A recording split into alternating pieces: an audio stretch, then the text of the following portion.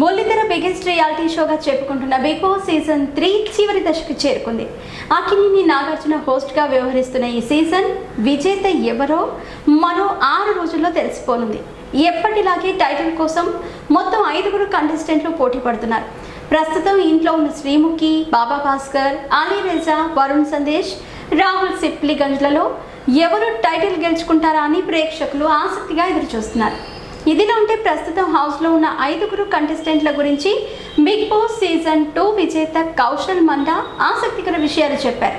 దీపావళి సందర్భంగా ప్రేక్షకులకు శుభాకాంక్షలు తెలియజేస్తూనే బిగ్ బాస్ సీజన్ 3లో ఫైనల్కి చేరిన కంటెస్టెంట్స్ గురించి మాట్లాడారు. ఈ మేరకు తన యూట్యూబ్ ఛానల్లో ఒక వీడియోను అప్లోడ్ చేశారు. ఈ వీడియోలో ఒక్కో కంటెస్టెంట్ గురించి విడివిడిగా చెప్పుకొచ్చారు. బిగ్ బాస్ అనేది తను సపోర్ట్ చేయటం వలనో లేదంటే కంటెస్టెంట్ల ఫ్రెండ్స్ సపోర్ట్ చేయటం వలనో గెలిచే గేమ్ కాదని కౌశల్ అన్నారు. ఎవరైతే ఎక్కువ మంది ప్రేక్షకుల మనసుల్ని గెలుచుకుంటారో వాళ్ళే విజేతగా నిలుస్తారని చెప్పారు.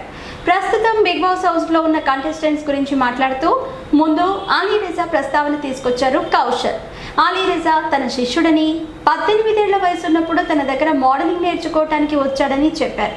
అలీని తానే దగ్గరుండి మేకోవర్ చేశానని, ఫస్ట్ ఫోటోషూట్ చేశానని వెల్లడించారు. అలీకి ఫస్ట్ ర్యాంప్ షోని కూడా తానే దగ్గరుండి నేర్పించానని తెలిపారు.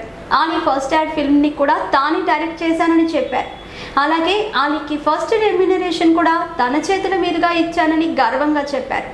ఎవరికైనా తనది లక్కీ హ్యాండ్ అని అన్నారు.